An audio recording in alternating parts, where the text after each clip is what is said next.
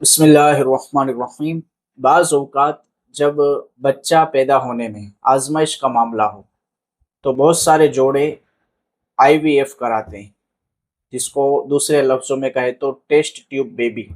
تو آج انشاءاللہ ایک فتوے کی روشنی میں سمجھنے کی کوشش کریں گے، جس میں احادیث کریمہ کے حوالے سے بیان کیا گیا کہ آئی وی ایف یعنی کہ ٹیسٹ ٹیوب بیبی کرانے کا حکم کیا ہے، جس کا خلاصہ میں آپ کے سامنے پیش کر رہا ہوں۔ ٹیسٹ ٹیوب بیبی میں عام طور پر یہی ہوتا ہے کہ اگر کسی وجہ سے مرد کی منی، جس کو ویریہ کہتے ہیں، وہ عورت کے رحم میں ٹکتی نہیں، تو مرد کی منی کو اور عورت کے انڈوں کو ملا کر ایک ٹیوب میں رکھ کر کوئی اور مرد جیسے کہ ڈاکٹر ہے یا نرس ہے، وہ لے کر عورت کے رحم کے اندر اس کو رکھتے ہیں، تو یہ چیز ناجائز و حرام ہے۔ وجہ اس کی یہ ہے کیونکہ یہ پروسیس کرنے کے لیے عورت کو اپنا ستر کسی مرد کے سامنے یا عورت کے سامنے کھولنا پڑے گا، اور یہ چیز حرام ہے۔ پیارے آقا صلی اللہ علیہ وسلم نے ارشاد فرمایا کہ جو شرمگاہ دیکھے اس پر بھی اللہ کی لعنت، اور جو دکھائے اس پر بھی اللہ کی لعنت۔ ایک حدیث پاک میں ارشاد فرمایا کہ کوئی مرد کسی مرد کی اور کوئی عورت کسی عورت کی شرمگاہ نہ دیکھے۔ تو اس سے پتہ چلا کہ یہ طریقہ حرام ہے۔ بعض اوقات مرد کی منی کے اندر کچھ تکلیف ہوتی ہے، یعنی اس کی ویریہ کے اندر کوئی پرابلم ہوتی ہے جس کی وجہ سے اس میں بچہ پیدا کرنے کی صلاحیت نہیں ہوتی، تو اس وقت کیا کیا جاتا ہے، کسی غیر مرد کی منی کو لے کر اپنی بیوی کے ساتھ ملا کر پھر اس کے پیٹ کے اندر رکھوایا جاتا ہے۔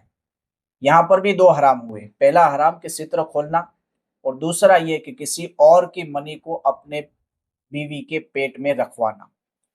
اس کے بارے میں پیارے آقا صلی اللہ علیہ وسلم نے ارشاد فرمایا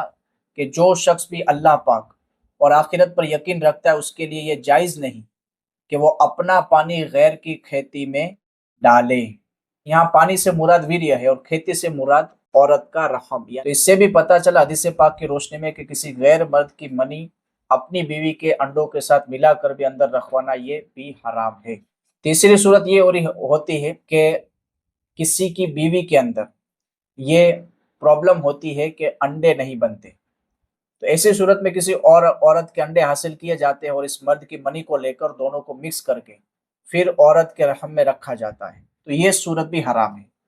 کیونکہ یہاں پر اس مرد کو یہ بالکل اجازت نہیں کہ وہ کسی اور عورت کے انڈوں کو استعمال کرے۔ یہاں کسی عورت کو بھی یہ اجازت نہیں کہ اپنے انڈوں کو کسی اجنبی مرد کو استعمال کرنے کے لیے دے۔ اس کی ایک جائز صورت یہ ہو سکتی ہے جس کو مفتی نظام الدین صاحب مصباحی نے ذکر فرمایا،